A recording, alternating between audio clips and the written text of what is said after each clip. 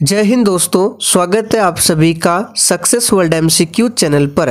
तो दोस्तों, साइंस विज्ञान के प्रश्नों का आज आपका प्रैक्टिस सेट नंबर 3 चलेगा, जिसमें लगभग हम लोग 50 महत्वपूर्ण प्रश्नों को कवर करने वाले हैं, जो कि आपके एग्जाम के लिए काफ़ी ज़्यादा महत्वपूर्ण रहेगा। तो आप लोग पूरा सेशन को ध्यानपूर्वक देखिए। और साथियों, जितने भी नए अभ्यर्थी जो कि चैनल पर पहली बार आए हैं, आप लोग क्लास टाइमिंग को नोट कर लीजिए। ये क्लास आपको डेली दोपहर 3 बजे लाइव चैट के साथ दिया जाता है, तो आप लोग डेली क्लास को अटेंड करें। तो चलिए, पहला क्वेश्चन आपके सामने है। रक्तचाप का सामान्य से अधिक हो जाना क्या कहलाता है? हाइपरटेंशन, हाइपोटेंशन, हृदयघात या फिर सिस्टोलिक प्रेशर? बिल्कुल सोच समझकर आंसर करना है। चलिए आंसर कीजिए। रक्तचाप को सामान्य से अधिक हो जाना क्या कहलाता है? तो कल भी हमने इस प्रश्न को आपको बताया था, ये कहलाता है हाइपरटेंशन। तो यहाँ पर पहला ऑप्शन आपका सही जवाब है। चलिए दूसरा क्वेश्चन है, किस गैस के कारण पाव रोटी या केक फूलकर मुलायम और स्पंजी हो जाते हैं? बहुत ही शानदार लेवल का क्वेश्चन है।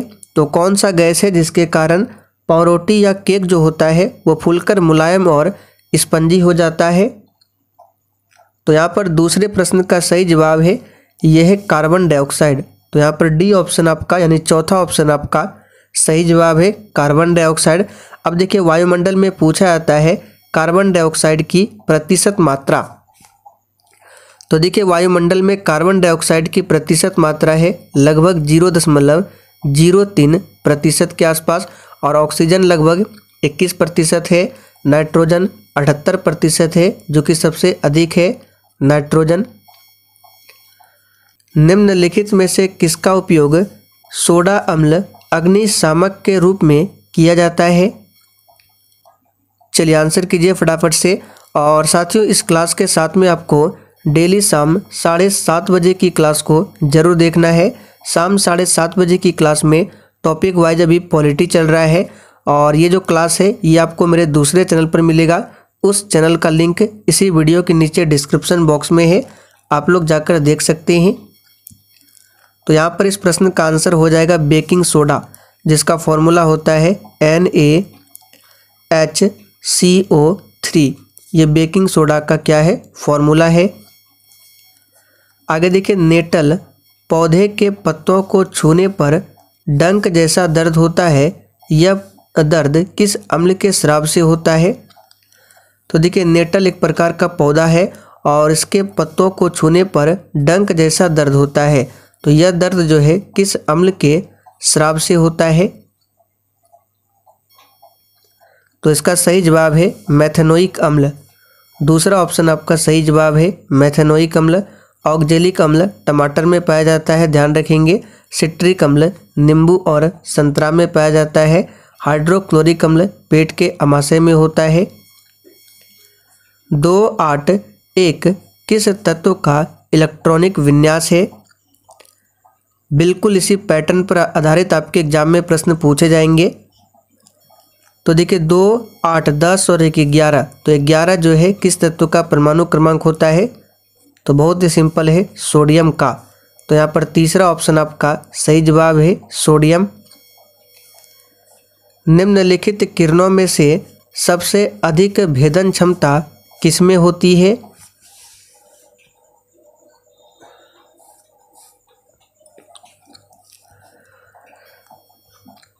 तो यहाँ पर इस प्रश्न का आंसर क्या होगा, फटाफट से बताइए। तो देखिए, सबसे अधिक भेदन क्षमता जो होती है ये गामा किरण में। तो यहाँ पर तीसरा ऑप्शन आपका सही जवाब है, गामा किरण में। और सबसे ज़्यादा आयनन क्षमता पूछे तो ये होता है एक्स किरण में। एक्स किरण का पता किसने लगाया था? तो रोंटगन ने। 573 केल्विन का समतुल्य तापमान कितना होगा सेल्सियस में? चलिए फटाफट से आंसर कीजिए। तो देखिए, अगर आपको बेसिक पता होगा तो सेल्सियस से केल्विन में जाने के लिए 273 जोड़ा जाता है। किससे? तो सेल्सियस से अगर आपको केल्विन में जाना है तो 273 जोड़ना पड़ता है, और केल्विन से अगर सेल्सियस में आना है तो 273 घटाना पड़ता है। तो यहाँ पे देखिए केल्विन में है, इसको सेल्सियस में बदलना है तो क्या करेंगे 273 माइनस करेंगे। तो 573 में 273 जब माइनस करेंगे तो ये आ जाएगा आपका 300 डिग्री सेल्सियस, जो कि तीसरा ऑप्शन में दिया गया है। बर्फ का गलनांक कितना होता है? अब देखिए सेल्सियस में सभी को पता है कि बर्फ का गलनांक कितना होता है, तो 0 डिग्री सेल्सियस होता है। तो देखिए एक भी ऑप्शन में 0 डिग्री सेल्सियस नहीं है, तो इसका आंसर हो सकता है केल्विन में। तो अभी हमने आपको बताया अगर सेल्सियस से केल्विन में जाना है तो 273 क्या करना पड़ेगा, ऐड करना पड़ेगा। तो बर्फ का गलनांक होता है 0 डिग्री सेल्सियस, लेकिन सेल्सियस में आंसर नहीं है, केल्विन में है। तो 0 में अगर 273 जोड़ेंगे तो ये होगा 273 केल्विन। तो यहाँ पर दूसरा ऑप्शन आपका सही जवाब है। गर्मियों में घड़े का जल निम्नलिखित प्रक्रमों में से किसके कारण ठंडा हो सकता है? तो गर्मियों में घड़े का जो जल होता है वो ठंडा होता है, तो किस कारण होता है? तो ये वाष्पीकरण के कारण होता है। तो देखिए तीसरा ऑप्शन में दिया गया है वाष्पोत्सर्जन के कारण। आगे देखिए कोशिका का सबसे बाहरी परत को क्या कहते हैं? प्रत्येक स्टूडेंट को नीचे लाइव चैट में अपना अपना आंसर देना है, और साथियों आपको लाइव चैट का ऑप्शन तभी मिलेगा जब आप लोग क्लास टाइमिंग पर अटेंड करेंगे, यानी डेली दोपहर 3 बजे। तो कोशिका का सबसे बाहरी परत जो है उसको कहा जाता है कोशिका झिल्ली। यहाँ पर डी ऑप्शन आपका सही जवाब है। कोशिका की खोज किसने किया था? तो रॉबर्ट हुक ने। मानव शरीर में पाई जाने वाली निम्नलिखित में से कौन सी ग्रंथि अंतःस्रावी और बाह्यस्रावी दोनों प्रकार की होती है? चलिए मोस्ट वीवीआई क्वेश्चन है, आंसर कीजिए। और साथियों जिन्होंने अभी तक सेशन को लाइक नहीं किया है तो फटाफट से आप सभी सेशन को साथ में लाइक करते चलें। तो ये ग्रंथि है अग्नाशय ग्रंथि, और इसको मिश्रित ग्रंथि भी कहा जाता है। और मानव शरीर की दूसरी सबसे बड़ी ग्रंथि है अग्नाशय ग्रंथि, और इसी अग्नाशय ग्रंथि से इंसुलिन निकलता है। पूछा जाता है कि इंसुलिन कहाँ से निकलता है, तो अग्नाशय ग्रंथि से। इंसुलिन की कमी से कौन सी बीमारी होती है? तो मधुमेह, जिसको डायबिटीज भी कहा जाता है। और विश्व मधुमेह दिवस कब मनाया जाता है? तो 14 नवंबर को। सबसे छोटी ग्रंथि पीयूष ग्रंथि है, सबसे बड़ी यकृत, और दूसरी सबसे बड़ी अग्नाशय। यीस्ट में अलैंगिक जनन किसके द्वारा होता है? देखिए यीस्ट और अमीबा में दोनों में अलैंगिक जनन होता है, लेकिन अमीबा में जो अलैंगिक जनन होता है वो द्विविखंडन के कारण होता है, जबकि यीस्ट में अलैंगिक जनन होता है मुकुलन के द्वारा। तो यहाँ पर दूसरा ऑप्शन आपका सही जवाब है, मुकुलन। पौधों के मादा भाग को क्या कहा जाता है?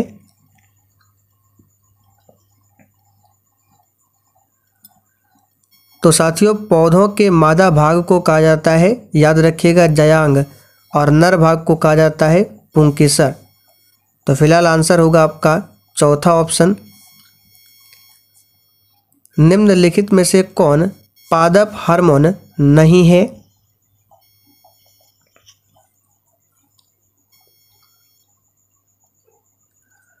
तो देखिए एथिलीन, ऑक्सिन, साइटोकाइनिन ये सभी क्या है? तो पादप हार्मोन है। जबकि ऑक्सीटोसिन क्या है? तो ये पादप हार्मोन नहीं है, ये जंतु हार्मोन है। तो यहाँ पर तीसरा ऑप्शन आपका सही है। एंड्रोजन क्या है? अब यहाँ पर आपको कन्फ्यूज नहीं होना है। देखिए एंड्रोजन जो है ये पाया जाता है दोनों में, यानी कि नर हार्मोन और मादा दोनों में पाया जाता है, लेकिन एंड्रोजन जो है ये है नर हार्मोन। तो यहाँ पर पहला ऑप्शन आपका सही जवाब है। पाया जाता है दोनों में, लेकिन इसको बोला जाता है नर हार्मोन। तो यहाँ पर पहला ऑप्शन ही सही है। पीतल एक मिश्र धातु है। चलिए आंसर कीजिए, पीतल किसका मिश्र धातु है? इसके लिए एक ट्रिक बताया था, ये है ट्रिक। पी से पीतल हो गया, ता से तांबा, जी से यानी जिंक यानी जस्ता। तो पीतल जो है तांबा और जिंक का मिश्रण है। तो यहाँ पर तीसरा ऑप्शन आपका सही जवाब है, याद रखिएगा। कौन सी अधातु है जो कमरे के ताप पर द्रव अवस्था में होती है? तो धातु में पूछे तो हो जाएगा पारा, और अधातु में पूछे तो ये हो जाएगा ब्रोमीन। इसका सिंबल होता है Br और परमाणु क्रमांक होता है 35। चलिए आगे देखिए, एल्काइन का सामान्य सूत्र क्या है? चलिए फटाफट से आंसर कीजिए, एल्काइन का सामान्य सूत्र क्या है? तो साथियों, एल्काइन का सामान्य सूत्र होता है CnH2n-2। ये एल्काइन का है। और पहला ऑप्शन में CnH2n ये एल्किन का है, और CnH2n+2 ये एल्केन का है।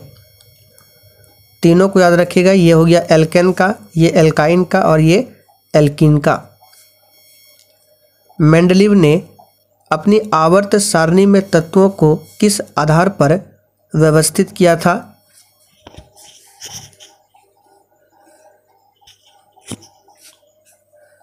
तो साथियों, मेंडलीव ने अपनी सारणी में तत्वों को किस आधार पर व्यवस्थित किया था? फटाफट से आंसर कीजिए। तो रासायनिक गुणधर्म, परमाणु द्रव्यमान, मूल गुणधर्म। तो यहाँ पर उपर्युक्त सभी सही है। मेंडलीव ने जब अपना कार्य आरंभ किया तो उस समय तत्व कितने थे?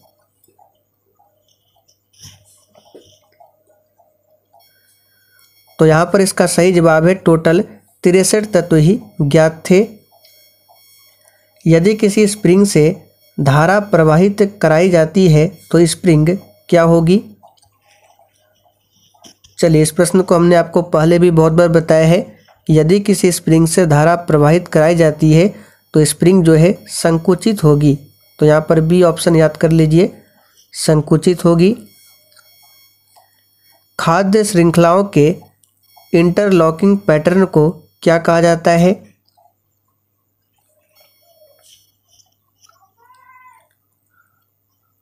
तो साथियों, खाद्य श्रृंखलाओं के इंटरलॉकिंग पैटर्न को कहा जाता है खाद्य जाल। तो अगर आपने यहाँ पर सी ऑप्शन दिया है तो आपका सही जवाब है खाद्य जाल। प्रभावी कीटाणुनाशक जो कि उपकरणों की सतह को साफ करने के लिए उपयोग में लिया जाता है, कौन सा है?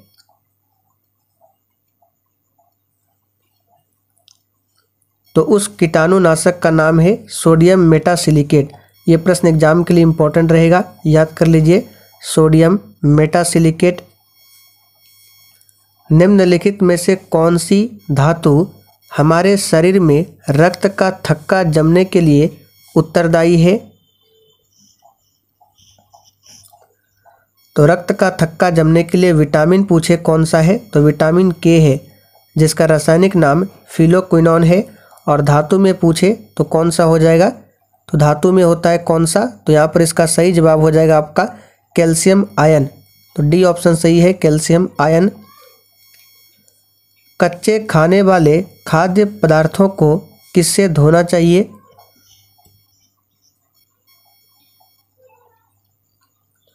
तो सिंपल क्वेश्चन है, पोटेशियम परमैंगनेट से धोना चाहिए, यानी KMnO4 से धोना चाहिए। HCl की बात करें तो यह हाइड्रोक्लोरिक अम्ल है। NaOH ये सोडियम हाइड्रोक्साइड, और इसको साधारण भाषा में कास्टिक सोडा भी कहा जाता है। H2SO4 क्या है? तो सल्फ्यूरिक अम्ल है। विभिन्न देशों में कई लोगों को प्रभावित करने वाली बीमारी को कहा जाता है। चलिए आंसर कीजिए। तो देखिए साथियों, विभिन्न देशों में कई लोगों को प्रभावित करने वाली बीमारी को पेंडेमिक कहा जाता है, यानी कि महामारी। चलिए आगे देखिए, माइकोटॉक्सिन्स उत्पादन होते हैं।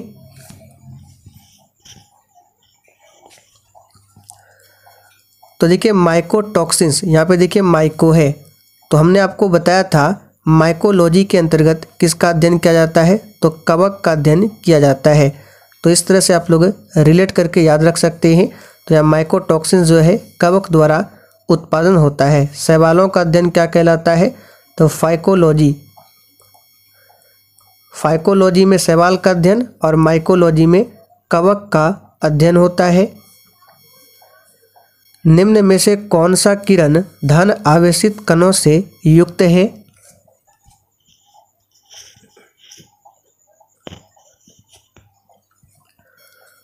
तो ये किरण कौन सा है? तो ये है अल्फा किरण। यहाँ पर पहला सी ऑप्शन आपका सही जवाब है, अल्फा किरण। निम्न में से किस कैल्शियम यौगिक का उपयोग दंत मंजन यानी टूथपेस्ट के एक हल्के अपघर्षक के रूप में प्रयोग किया जाता है?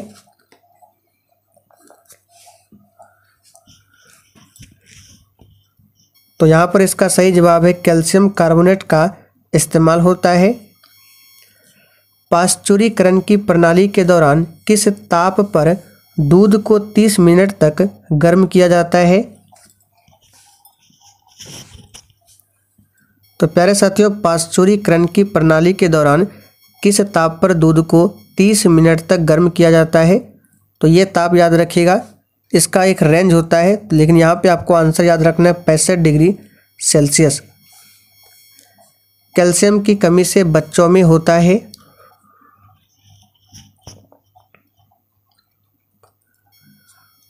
तो साथियों, कैल्शियम की कमी से बच्चों में कौन सा रोग होता है? तो याद रखिएगा, ये होता है रिकेट्स।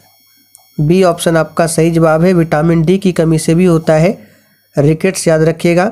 रतौंधी विटामिन ए की कमी से। जानवरों में संग्रहित होने वाला प्राकृतिक बहुलक ग्लाइकोजन है? तो ये है पॉलीसेकेराइड। यहाँ पर डी ऑप्शन याद कर लीजिए, पॉलीसेकेराइड। कोशिका झिल्ली में सर्वाधिक प्रचुर लिपिड कौन सा है? तो साथियों, कोशिका झिल्ली में सर्वाधिक प्रचुर लिपिड है फास्फोलिपिड। यहाँ पर पहला ऑप्शन याद रखिएगा, फास्फोलिपिड। सितारों के टिमटिमाने का कारण क्या है? तो ये बहुत ही सिंपल क्वेश्चन है। सितारों के टिमटिमाने का कारण है प्रकाश का अपवर्तन। तो आंसर हो जाएगा सितारों के प्रकाश का वायुमंडलीय अपवर्तन। पहला ऑप्शन आपका सही जवाब है।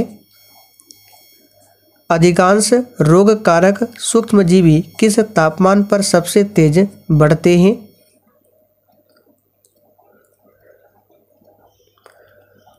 तो देखिए, अधिकांश जितने भी रोग कारक सूक्ष्म जीव होते हैं ये 37 डिग्री सेल्सियस पर क्या होते हैं? सबसे अधिक सक्रिय होते हैं। तो यहाँ पर बी ऑप्शन आपका सही जवाब है। इसका एक रेंज होता है 25 डिग्री सेल्सियस से लेकर 40 डिग्री सेल्सियस तक में एक्टिव हो जाता है। तो यहाँ पे देखिए, इसका रेंज में आ जाएगा आपका 37 डिग्री सेल्सियस। निम्नलिखित में से कौन सी प्रक्रिया ठोस को सीधे वाष्प में परिवर्तित करती है? तो सिंपल क्वेश्चन है, ये है ऊर्ध्वापातन प्रक्रिया। निम्नलिखित में से कौन सी गैस भूमंडलीय ऊष्मीकरण का कारण नहीं है?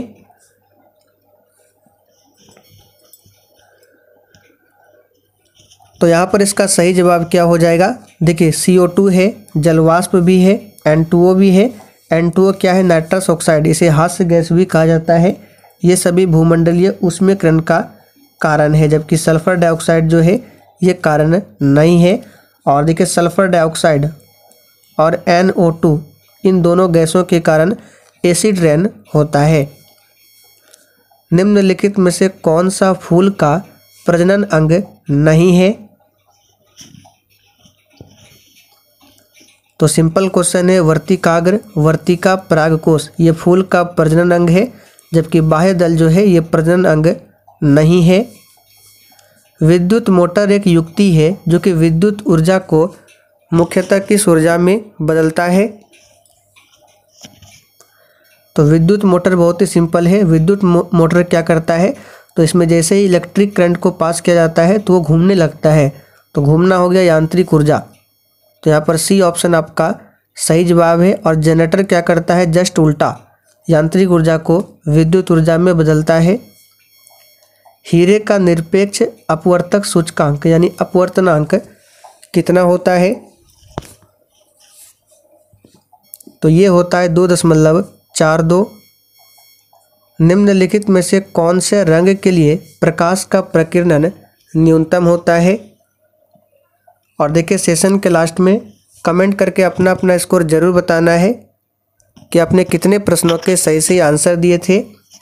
तो देखिए जिस रंग का तरंग दैर्घ्य यानी वेवलेंथ मैक्सिमम होता है उसका प्रकीर्णन न्यूनतम होता है। तो लाल रंग का तरंग दैर्घ्य मैक्सिमम होता है, जिसके कारण इसका प्रकीर्णन क्या होता है? न्यूनतम। तो यहाँ पर डी ऑप्शन सही है।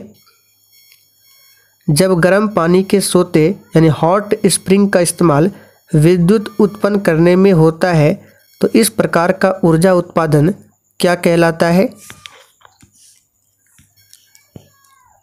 तो ये कहलाता है भू ऊष्मीय ऊर्जा। यहाँ पर सी ऑप्शन सही जवाब है, भू ऊष्मीय ऊर्जा। निम्नलिखित में से कौन सा मादा प्रजनन तंत्र का भाग नहीं है? ऑप्शन को ध्यान से पढ़िए, सिंपल क्वेश्चन है।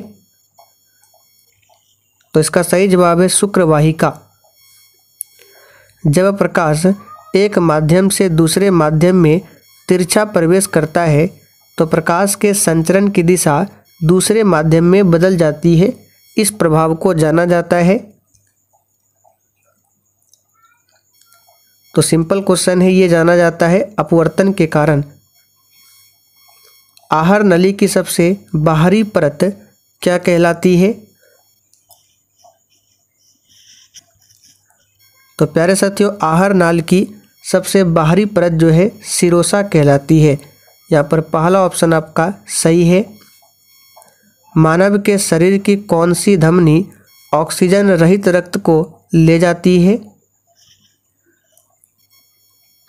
तो ये धमनी कौन सी है? तो याद रखिएगा, इसका सही जवाब हो जाएगा आपका फुफ्फुस धमनी। यहाँ पर सी ऑप्शन सही है, ये धमनी ऑक्सीजन रहित रक्त को ले जाती है। निम्नलिखित में से कौन मीन वर्ग से संबंधित है यानी मछली से?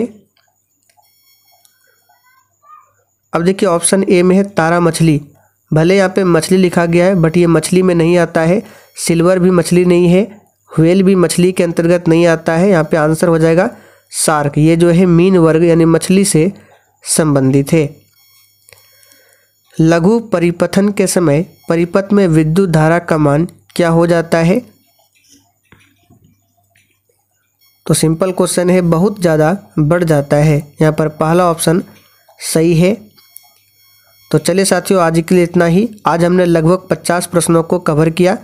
तो फटाफट से आप लोग कमेंट करके बता दीजिए कि आपने कितने प्रश्नों के सही सही आंसर किए हैं। और सेशन पसंद आया हो तो सभी को सेशन लाइक करते हुए जाना है।